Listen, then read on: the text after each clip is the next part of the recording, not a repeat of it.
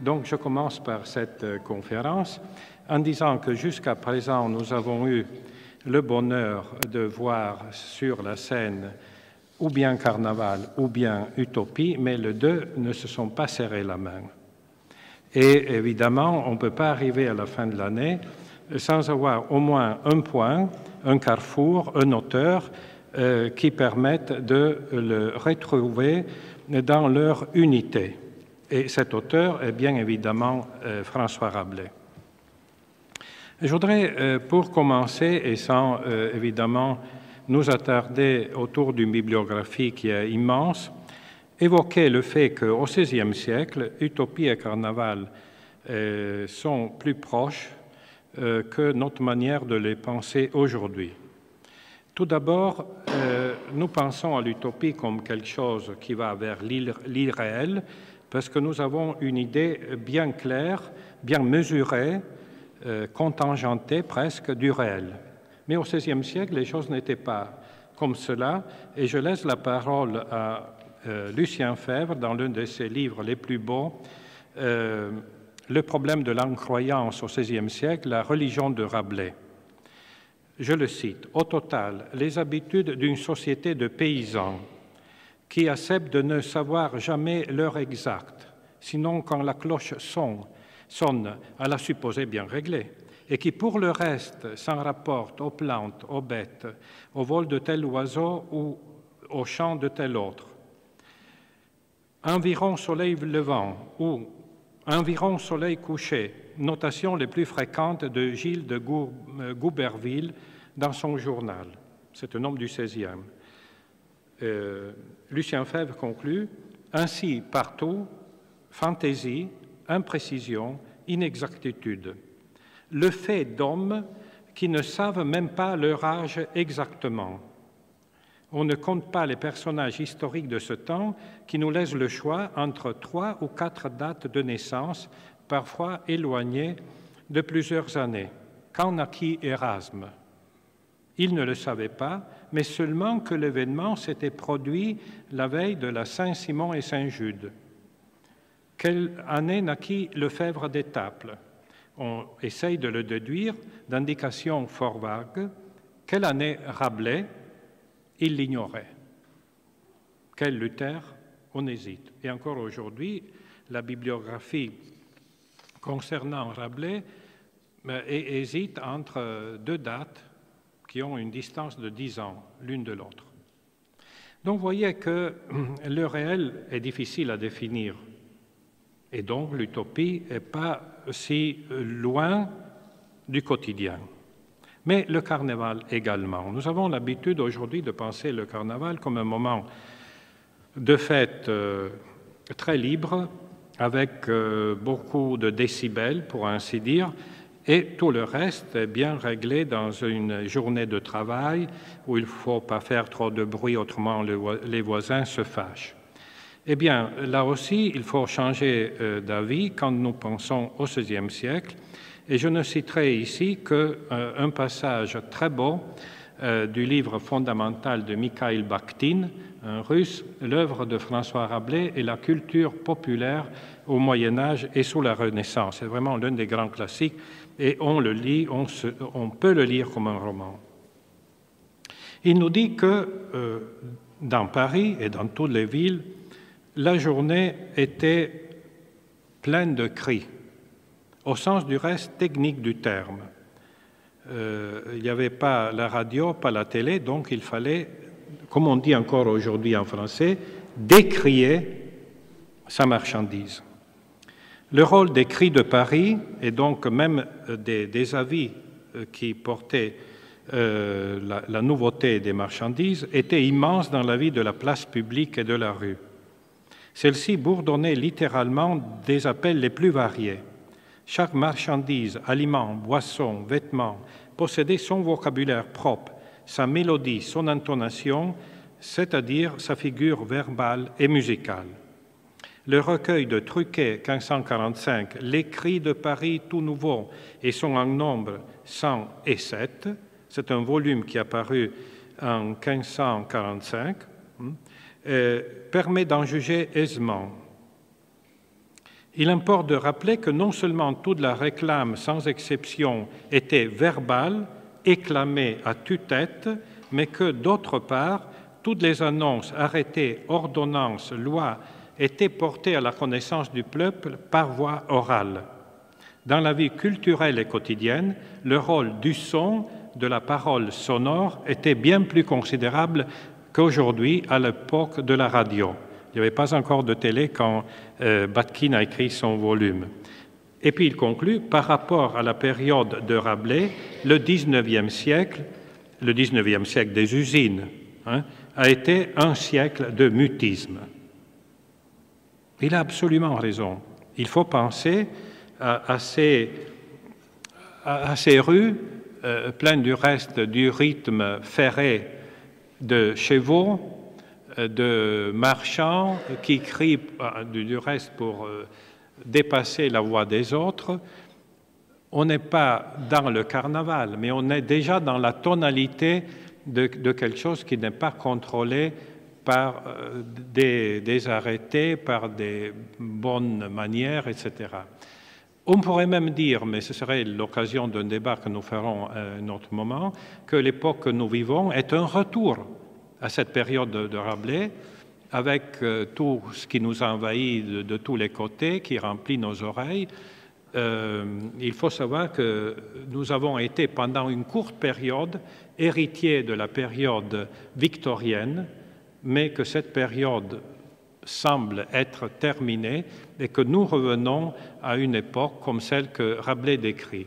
Donc, lire Rabelais, d'une certaine manière, c'est aussi lire le chaos d'aujourd'hui, et en tout cas, Utopie et Carnaval, au XVIe siècle, ne sont pas si loin. Si j'ai pris mon commencement par la voix et le texte de Mikhaïl Batkin, c'est parce que sa lecture de la culture populaire au Moyen-Âge et à la Renaissance vient de loin. Il était originaire d'Orel, Batkin 1895-1975, et Orel est un lieu béni, on disait autrefois en Union soviétique, en Russie, assez loin de Moscou, mais c'est le lieu de naissance de Dostoïevski et de Leskov.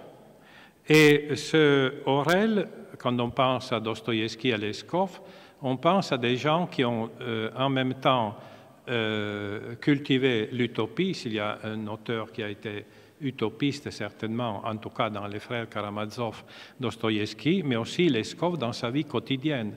Les banquets, les voyages, la vie quotidienne du peuple russe.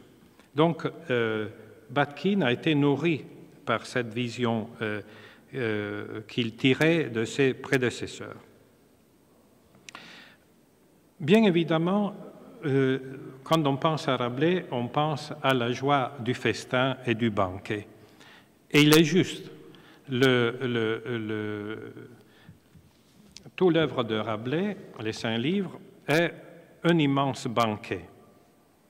Et même les guerres se font à travers les outils de la cuisine. Par exemple, nous avons au commencement, dès le chapitre 4, la guerre des andouilles, où il y a Gaster et les gastrolates qui se prennent toutes les libertés. Et vous verrez tout à l'heure que leur manière de faire la guerre était une manière pleine de jouissance. D'autre part, nous avons aussi l'idée aujourd'hui, nous l'avons entendu dans plusieurs conférences, que le carnaval est le bonheur privé et l'utopie est la jouissance publique, ou devrait être la jouissance publique si l'utopie n'est pas trop un contrôle social. Eh bien, Batkin pense au contraire que dans l'œuvre de Rabelais, les deux choses sont bien mélangées, et je me permets de vous lire ce passage. Aujourd'hui, il dit, les fêtes apparaissent dans la littérature bourgeoise. Il se réfère évidemment à ce qu'il pouvait lire des grands romans du XIXe siècle. Donc, il s'agit de la satiété concrète d'un individu égoïste, l'expression de la jouissance individuelle et non du triomphe de l'ensemble du peuple. Elles sont isolées du processus de labeur et de lutte, coupées de la place publique, enfermées à l'intérieur de la maison et de la chambre. C'est donc un petit repas domestique face à des mendiants affamés au seuil. C'est la vie quotidienne, immobile, privée de tout élargissement symbolique et valeur universelle, indépendamment du fait de savoir si la peinture est étroitement satirique, comme il arrive souvent dans les romans du XIXe siècle, ou si c'est réaliste.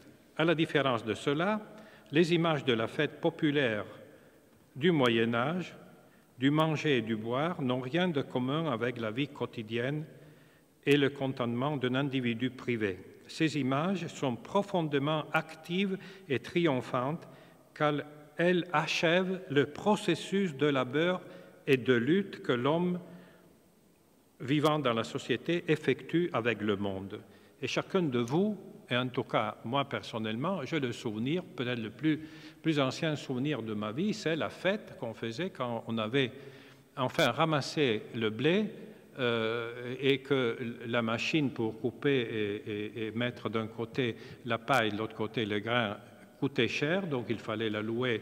Et dans le village, il fallait se rassembler pour louer une machine. Et à tour de rôle, c'était le dernier dans le village qui avait la machine qui donnait la fête.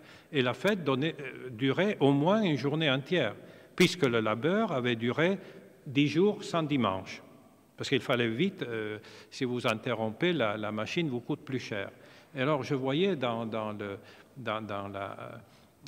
la ferme de mes grands-parents le bonheur de cette fête. Mais c'était un bonheur qui avait été payé cher. Et là, Batkin a absolument raison, le carnaval et la fête sont le produit à l'origine d'un travail collectif et bien réglé. Elles sont universelles et se mêlent organiquement aux notions de vie, mort, renaissance et rénovation. Et puis il ajoute, là c'est le théoricien fort, elle se mêle organiquement aussi à l'idée de vérité libre et lucide qui ne connaît ni la peur ni la piété, et donc elle se lie à la sage parole.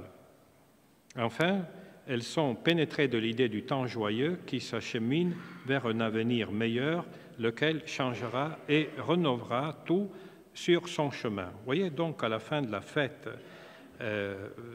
l'utopie du bonheur s'esquisse déjà. Alors, si l'interprète plus important de Rabelais nous parle avec les paroles, les mots que vous avez écoutés, quel est alors le texte de Rabelais? Eh bien, je dirais juste quelques mots pour le présenter. D'abord, comme vous le savez, la date de naissance est incertaine, 1483 ou 1493. Je ne vais pas vous dire toute la difficulté de définir cette date, mais bien sûr, les littéraires aiment bien penser à 1483 parce que c'est aussi l'année de naissance de Martin Luther en Saxe. Donc, comme ça, il y aurait les deux visages, le visage joyeux et le visage sévère. En tout cas, nous savons qu'à l'église de Saint-Paul à Paris, il y a une épigraphe qui dit « François Rabelais, décédé âgé de 70 ans, rue des Jardins, le 9 avril 1553, est enterré au cimetière de Saint-Paul, qui était bien sûr côté de l'église. » Donc, théoriquement, à partir de ce texte, on devrait dire 1483, mais il n'est pas sûr. Rabelais devient rapidement, dans sa jeunesse, moine au couvent des franciscains de la Baumette, près d'Angers. Et il y a une note dans le livre du couvent qui dit « Maître François Rabelais, docteur en médecine, a été novice en la dite maison ». Donc, Rabelais suit en même temps la carrière ecclésiastique et fait ses études de médecine. Et on verra bien que son vocabulaire est tributaire des deux. L'un des grands textes d'anatomie littéraire du XVIe siècle. Si Vézal avait connu Rabelais, et si Rabelais avait connu Vézal, quel bonheur! Mais l'année 1524 est très importante, nous savons du reste très peu de Rabelais avant, parce qu'il y a le passage de Rabelais de l'ordre des franciscains à l'ordre des bénédictins.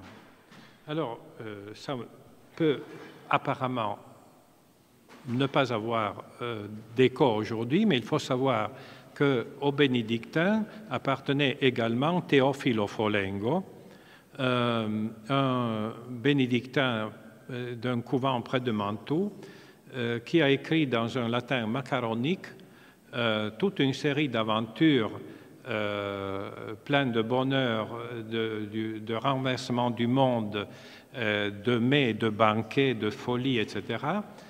Du reste, c'était un latin mélangé de lombard, d'italien, de patois, etc. Et comme l'ordre des bénédictins était bien sûr très lié, il est fort probable que Rabelais a pu connaître ce texte et les érudits nous disent aujourd'hui que des passages entiers sont tributaires de l'œuvre de Teofilo Folengo. Du reste, Rabelais, en 1530, est immatriculé dans le registre des étudiants de médecine à Montpellier, où il devient bachelier en novembre 1531. Mais c'est à ce moment-là qu'il publie son premier volume, Pantagruel, en 1532. Alors, c'est une date importante parce que 1532, vous voyez, deux visions de la Renaissance se présentent à nous. 1532, c'est le dernier livre de l'Arioste. Le bonheur du Roland furieux, la société de cour, 1528, le courtisan, c'est la Renaissance que les savants du début du XXe siècle nous ont légué. Ceux, du reste, qui faisaient la collection pour les grands musées américains et qui avaient, comme par exemple tout le groupe autour de Berenson, et qui devaient faire passer cette idée de la Renaissance. C'est elle qui a gagné. Mais si on prend les dates, on voit très bien que les deux modèles, d'un côté Pulci, Folengo, Rabelais, et d'autre côté Raphaël, Castiglione et Arioste, étaient encore en compétition. Alors, si nous lisons la Renaissance, c'est-à-dire le XVIe siècle, en passant par les dates, nous voyons que ces deux modèles sont là et qu'il ne faut pas choisir, sinon d'une manière rétrospective, pour l'un ou pour l'autre. Mais entre les deux, entre Pantagruel 1532 et Gargantua 1535, il y a un séjour en Italie. Rabelais suit le cardinal Jean du Bellay en Italie, il va jusqu'à Rome, et en 1536, Rabelais est autorisé par Paul III à exercer la médecine, toutefois sans pratiquer d'opérations chirurgicales. Alors, Freud ne connaissait pas ce texte, autrement il aurait eu un cas exemplaire. Quelqu'un qui est autorisé à faire le médecin, mais sans pouvoir faire des opérations chirurgicales, fera des centaines de pages d'anatomie littéraire. J'en lirai quelques passages. C'est magnifique, il faut voir tous les systèmes de compensation, pour ainsi dire. Et puis là, c'est l'une des raisons de mon amour à Rabelais. En 1539 et jusqu'en 1542, il est à Turin, à la suite de Guillaume de Langeais, gouverneur du Piémont, quand le Piémont est supprimé et devient l'une des provinces de la France, chargé en même temps des jardins et de la librairie. Et là, on verra encore les deux éléments s'unir dans les livres de Rabelais, la librairie et les jardins potagers, les fruits, on pourrait dire à la manière de Fourier, les bonnes pastèques que Fourier aimait tellement. Il rentre donc en France et en 1945, il publie le tiers livre des faits dits héroïques de Pantagruel 1948 la publication du quart-livre, et c'est le dernier du vivant de Rabelais qui meurt en 1553. Si on me demande une date de la fin du bonheur de la Renaissance, on pourrait prendre vraiment 1553, parce que c'est en même temps la mort de Rabelais et aussi Servet brûlé à Genève.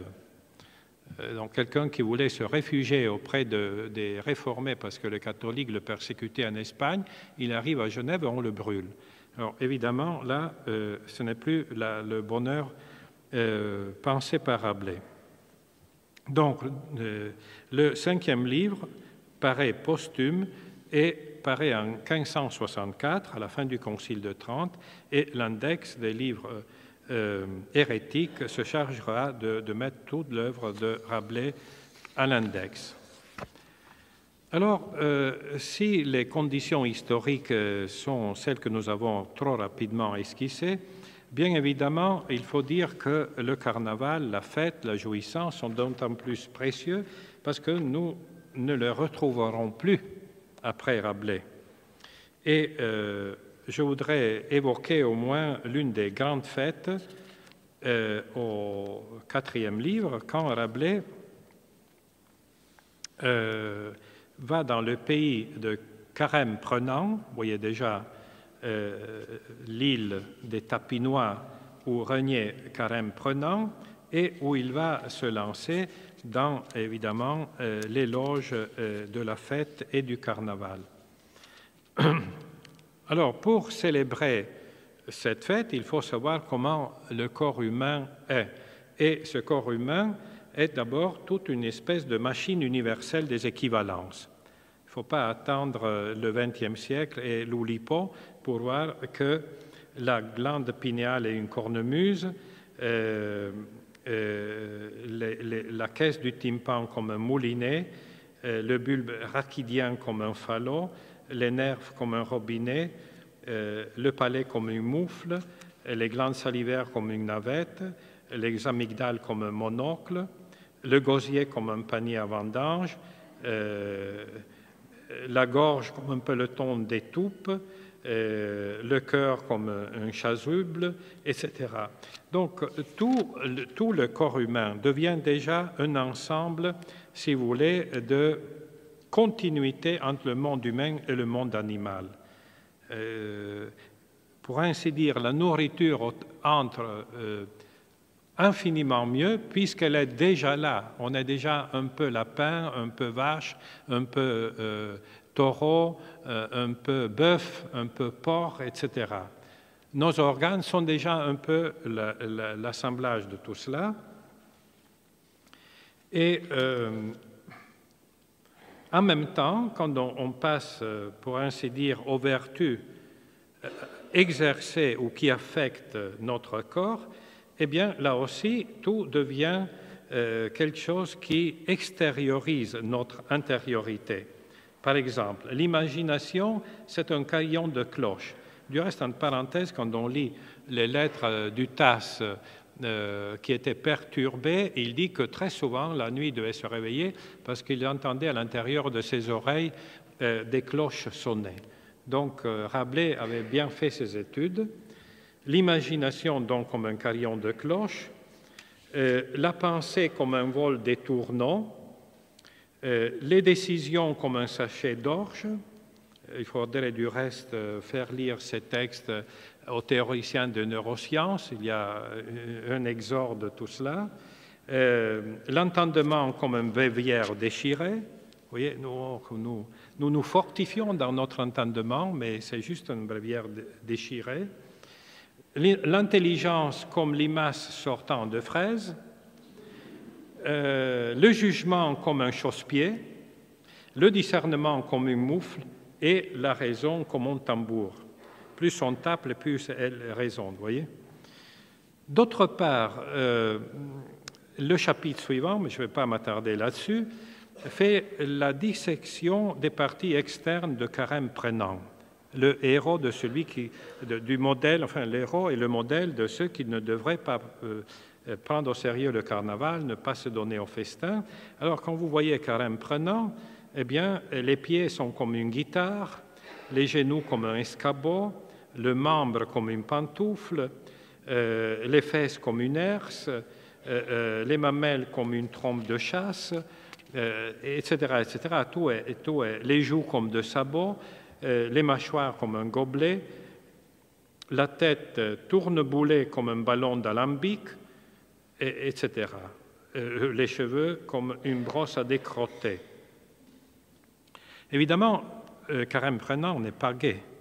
Et la science qui se découle de ce modèle est une science, comme vous le voyez, où il n'y a rien d'utile, de beau, de mémorable. La raison comme un tambour. Donc, bien évidemment, il faut abandonner le règne de Carême prenant à une condition près, c'est-à-dire de rappeler que la fin qui se dégage de Carême prenant et du peuple de son temps est une ressource formidable.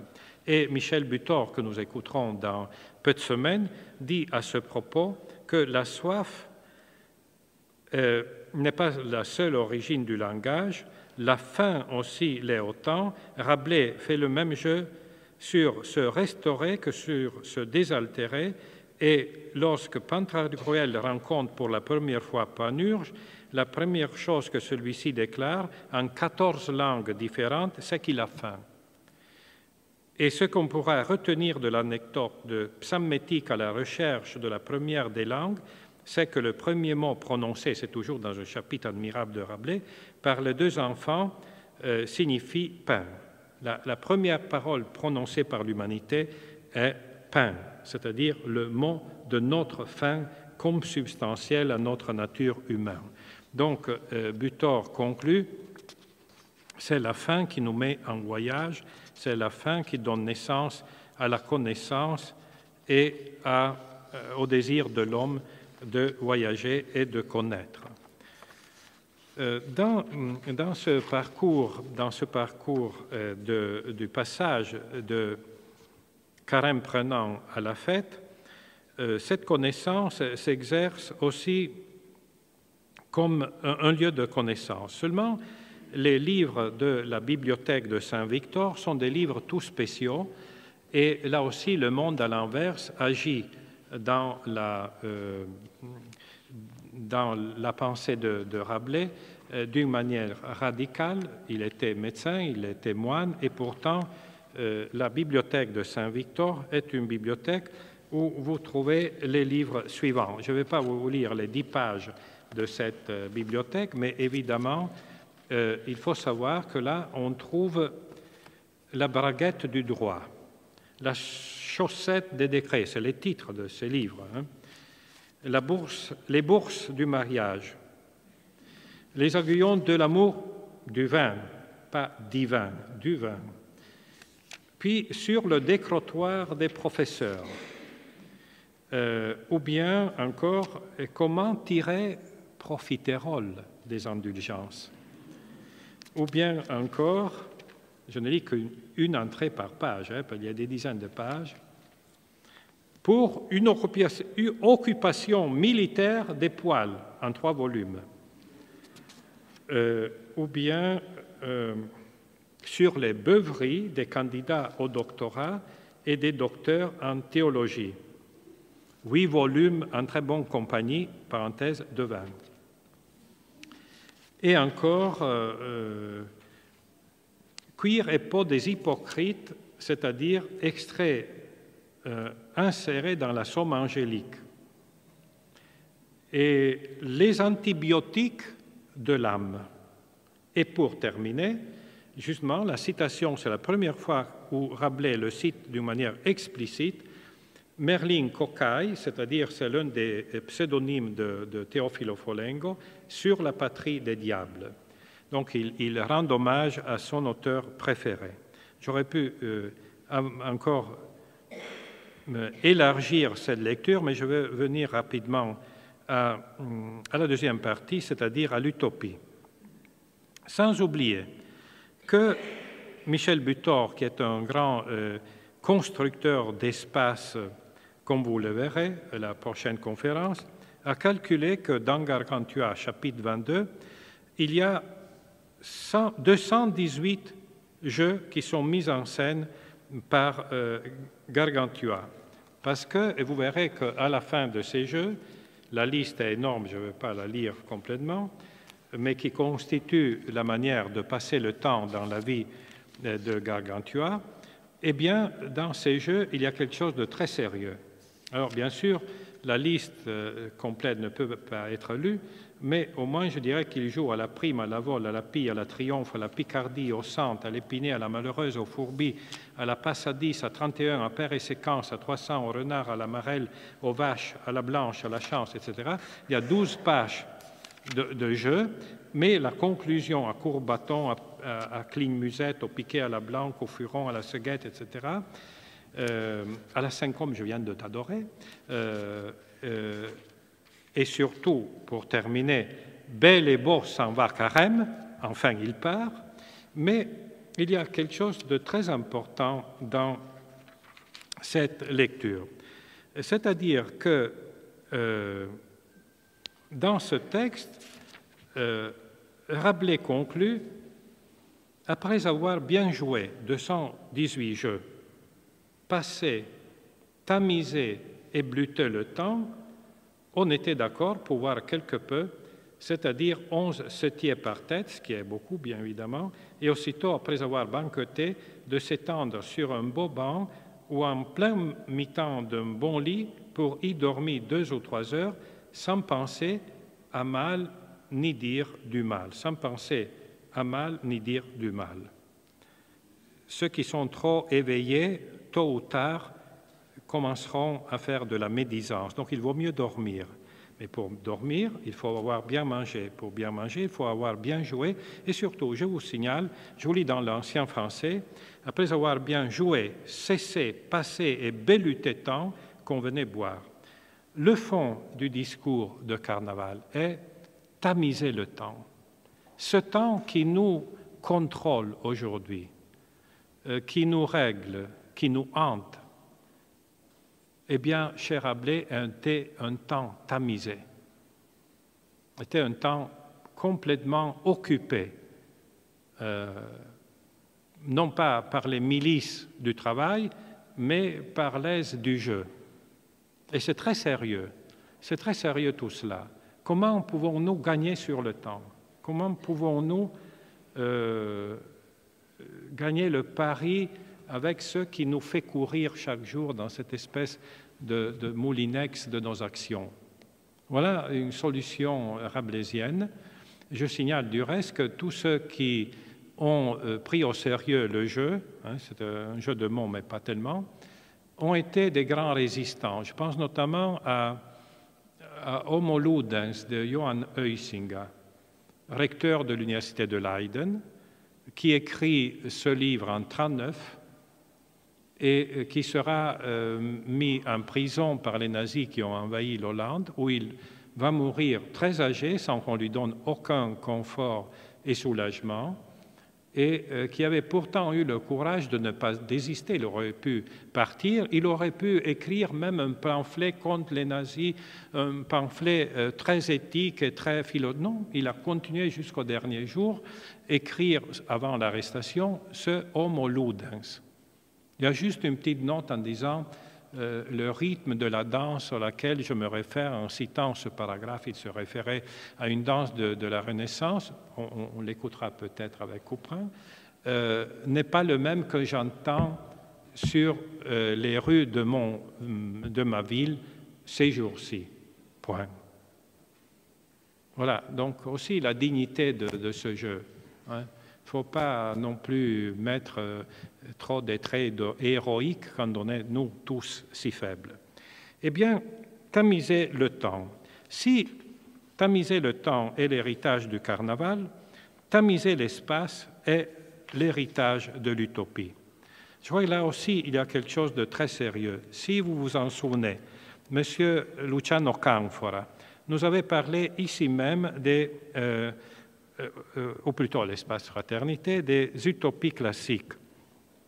Et notamment, il nous avait dit que le premier des grands utopistes était Charonidas, qui nous est relaté par Diodore de Sicile, lequel disait que la ville à laquelle il revêt était une ville sans mur.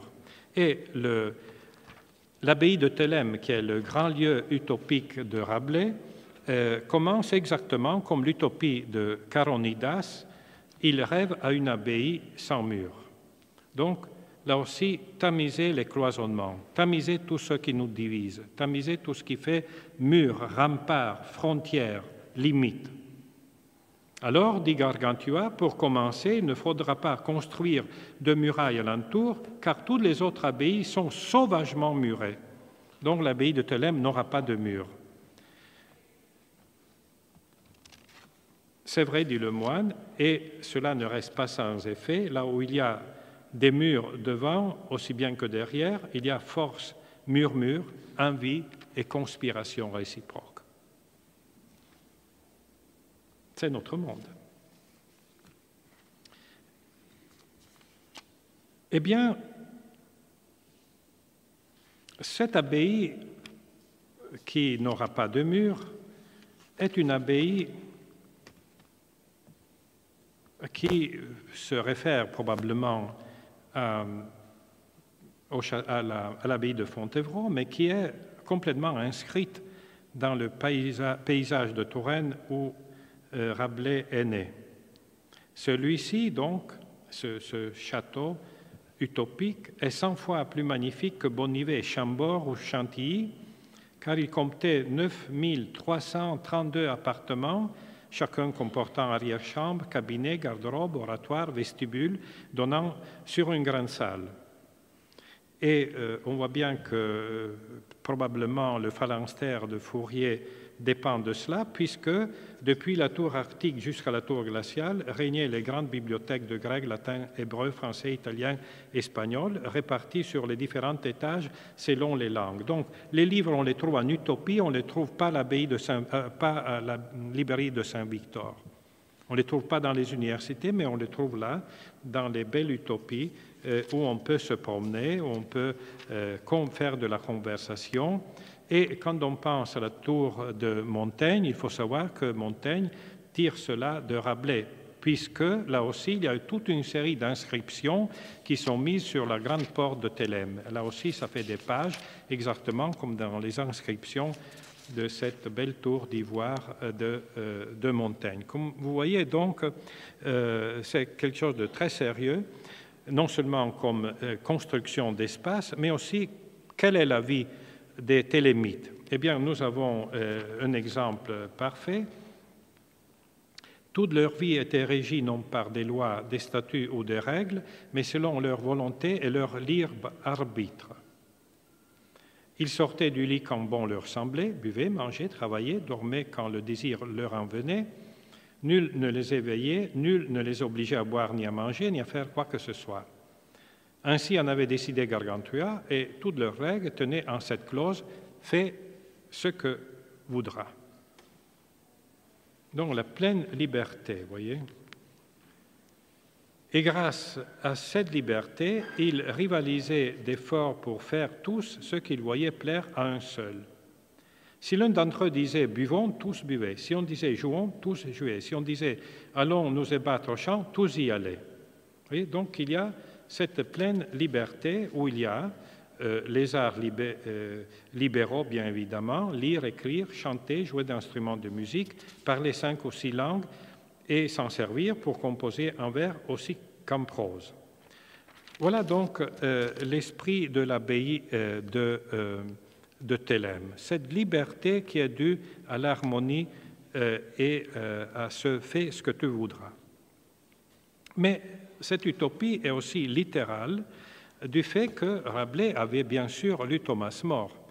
Nous pouvons même dire que Rabelais est le premier à tirer profit de l'utopie de Thomas More 16 ans après la parution de ce livre. Et c'est exactement par l'utopie que commence le tiers livre. Premier chapitre, comment Pantagruel transporta en Dipsodie une colonie d'utopiens.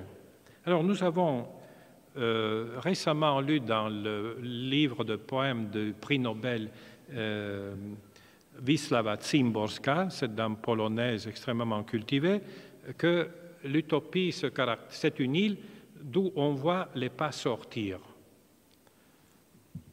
Dans Rabelais, non. Utopie est un lieu très fécond et très fertile, et Pantagruel transporta en Dipsodie une colonie d'utopiens au nombre de 9 876 543 210 hommes, c'est-à-dire 9, 8, 7, 6, 5, 4, 3, 2, 1, 0. Il joue avec les noms, les chiffres, sans compter, comme on le faisait à l'époque, les femmes et les petits-enfants, des artisans de tout métier, des professeurs de toutes sciences libérales, afin de régénérer le dit pays, le peupler, l'embellir, car auparavant, sa population était déficiente, il était en grande partie désert. Alors, Rabelais nous dit que non seulement les utopiens avaient les génitoires si fécondes qu'ils pouvaient se permettre cela, mais que les utopiennes, elles, étaient pourvues de matrices si amples, si gloutonnes, si solides et d'une architecture si bien structurée, qu'au bout de chaque 9e mois, au moins 7 enfants, aussi bien mâles que femelles, naissaient de chaque mariage. Voilà. Donc, c'est une abondance à tous les niveaux. Et cela vient, il nous dit, de je ne sais quel enthousiasme naturel à tous les êtres humains au commencement d'une entreprise à laquelle ils trouvent de l'intérêt. Donnez de l'enthousiasme et vous aurez du bonheur. Et il conclut sur quelque chose de plus sérieux, de très sérieux même, c'est-à-dire par un passage politique qui montre bien, premièrement, que Rabelais était très informé. Il parlait sérieusement, il connaissait toute la littérature de son époque et qu'il avait certainement profité du séjour à Rome pour lire qui? Pour lire Machiavel. Et il nous dit, alors Machiavel avait publié, vous le savez, donc Le Prince, pour essayer de dire aux Médicis qui avaient été chassés de Florence par Savonarola comment maintenant rentrer en Florence et garder d'une manière bien solide leur pouvoir. Alors il écrit Le Prince, ou mieux De Principatibus, c'est-à-dire la manière de tenir les royaumes qu'on a ou qu'on reçoit ou dont on a fait la conquête. Eh bien, Machiavel non seulement a lu le texte de Machiavel, mais il va droit au point le plus délicat de la question de Machiavel, là où Machiavel nous dit « Peu importe que les princes soient haïs, l'essentiel c'est de sauvegarder le pouvoir ». C'est ce que Benjamin dira au XXe siècle. Aujourd'hui, nous vivons dans des époques malheureuses parce que la violence est faite droit.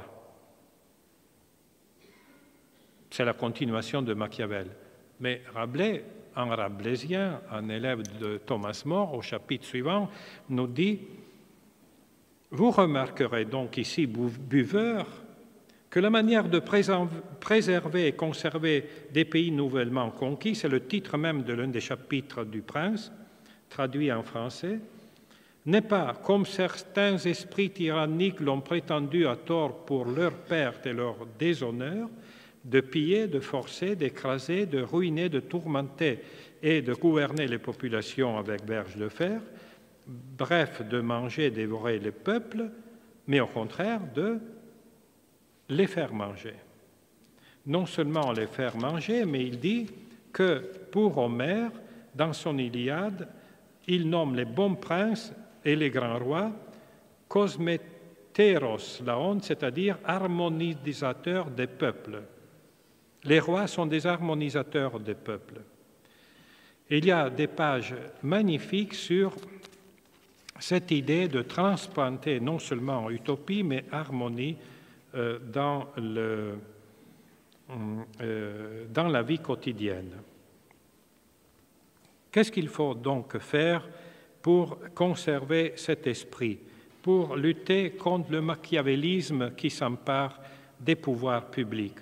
Du reste, ce passage de Machiavel, ou plutôt d'un anti-machiavélien, aurait pu être cité, mais il était un philosophe trop sérieux, par Foucault, quand il a pris comme modèle le grand enfermement qui se fait en Europe au XVIe siècle, il aurait pu rappeler ce passage de Rabelais. Rabelais contre les murs, contre tous les cloisonnements, et en plus contre la force qui devienne droit, qui devienne... Et il dit, non, il faut des harmonisateurs de peuple.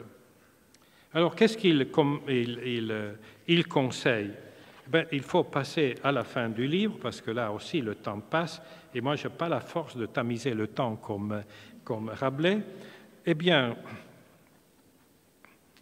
il faut passer non seulement à un banquet d'abondance où il y a dans le royaume des gastrolâtres, c'est-à-dire ceux qui adorent Gaster, du pain blanc, du pain de chanoine, de grillades de 6 sortes, du couscous, des fricassés de 9 espèces, des grasses soupes du matin, des soupes lyonnaises, de pain bourgeois, des rôtis de chevreau, de langues de veau rôties froides, saupoudrées de gingembre à la moutarde, des pâtes d'assiette, des soupes de lévrier, etc., des langues de bœuf fumées, des fricandeaux, des boudins, des épaules de mouton à l'ail, des pâtés à la sauce chaude, des côtelettes de porc à la loyonnade, des chapons, des lièvres, lévreux, perdreux, bécassins, gambettes, etc. Donc ça fait 10 pages, des œufs à la neige, vous voyez, rien de nouveau sous le soleil. Je crois qu'on a à peu près tous les menus de Touraine, le Lyonnais largement présent, et on peut arriver jusqu'en Italie parce qu'il y a aussi les macarons et les fruits confits et confitures en 78 espèces, dragées de toutes les couleurs, etc. Après, il faudrait aussi calculer les légumes et les fruits, mais je ne peux pas vous lire tout cela. Mais qu'est-ce qu'il arrive à la fin de cette visite et de ce menu des gastrolâtres, avec petit note en bas de page, pérennité d'abreuvement. C'est-à-dire que chaque mets a ses vins. Alors, il y a aussi la liste des vins, mais je ne peux pas vous retenir là-dessus. Il n'y a que le conseil, après cette visite, ne peut être qu'un seul, quand on s'approche de l'oracle de la dive bouteille. D'abord, cette idée de voyager dans un pays où l'île des routes, où les chemins cheminent. Pourquoi c'est les hommes qui doivent cheminer? Faites cheminer les chemins. Hein? Vous voyez le monde un peu renversé. Pourquoi nous mettre au service des choses? Faites marcher les choses. Et finalement, il arrive là où il devait prendre conseil, si se marier ou pas. Je ne vous lis pas tous les passages et les prophéties du 5e livre, mais je vous dis quelque chose qui est quand même dans l'ordre de la liaison entre Carnaval et Utopie. Le chapitre 42, on est à la fin du volume, et même si on est pauvre, même si on n'a pas tout, il faut passer par le chapitre 42. Comment l'eau de la fontaine avait goût de vin selon l'imagination des buveurs. Voilà. Il y a beaucoup de choses qui se gagnent par l'imagination. Alors, le chapitre est magnifique et il faudrait du reste le lire entièrement. Mais cette idée qu'il y a beaucoup de choses qui peuvent avoir la saveur, l'imagination de ce qu'on a, se termine avec un magnifique repas où il y a bien sûr longue liste, jambon, langue de bœuf fumé, salaison belle et bonne, cervelas, boutargue, bonne et belle saucisse de Vénason, etc. Et enfin, quand ils ont eu cette manne, il y a le congé. Et comment se fait-il ce congé? Avec un mot d'ordre que Rabelais laisse à tous ses lecteurs. Maintenant, imaginez et buvez. Quand j'ai pensé à Utopie et Carnaval, c'était exactement cela. Imaginez et buvez. Avec, bien sûr, tout l'assaisonnement de la liste des gastrolâtres, hein, parce que buvez ne suffit pas. Mais c'est là que Rabelais nous présente sa conclusion. Imaginez et buvez. Utopie, et carnaval. Du reste, l'oracle de la dive bouteille n'est pas différent. Quand la dive bouteille donne son conseil à Panurge s'il doit ou non prendre son épouse, il dit « ça n'est pas important. Les choses sous la lune peuvent changer. L'essentiel, c'est qu'à chaque moment, quand tu auras les pires difficultés, trinque. C'est-à-dire qu'il faut passer à l'acte de la jouissance et tenir ensemble, imaginer et buvez. » Et voilà, quand ils doivent partir, dernier chapitre, comment, après avoir pris congé de la dive bouteille, ils quittent l'oracle.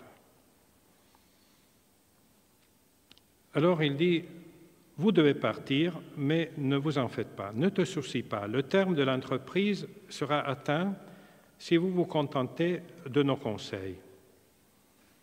Ici-bas, en ces régions circoncentriques où nous sommes tous, nous considérons que le souverain bien n'est pas de prendre et de recevoir, mais de distribuer et de donner. Et à la fin du livre, il y a quelque chose qui est vraiment là un message très sérieux. Et nous nous estimons heureux, non pas si nous prenons et recevons beaucoup d'autrui, comme par aberration les sectes de votre monde le décrètent, mais si toujours nous distribuons et donnons beaucoup à autrui. C'est vraiment la dernière page du livre, distribuer et donner. Et il y a quelqu'un qui a magnifiquement interprété ce passage de Rabelais, c'est Jean Starobinski. Si vous avez l'occasion, si vous avez eu d'abord l'exposition Largesse, quand il y avait au Louvre le parti pris de, et Jean Starobinski avait choisi Largesse, et c'était une belle manière de ne pas dire surabondance, ni dire aumône, mais dire largesse. C'est que chacun de nous a une surabondance de quelque chose, et cette surabondance fait notre bonheur, mais surtout fait le bonheur d'autrui. C'est la leçon de Rabelais. Merci beaucoup.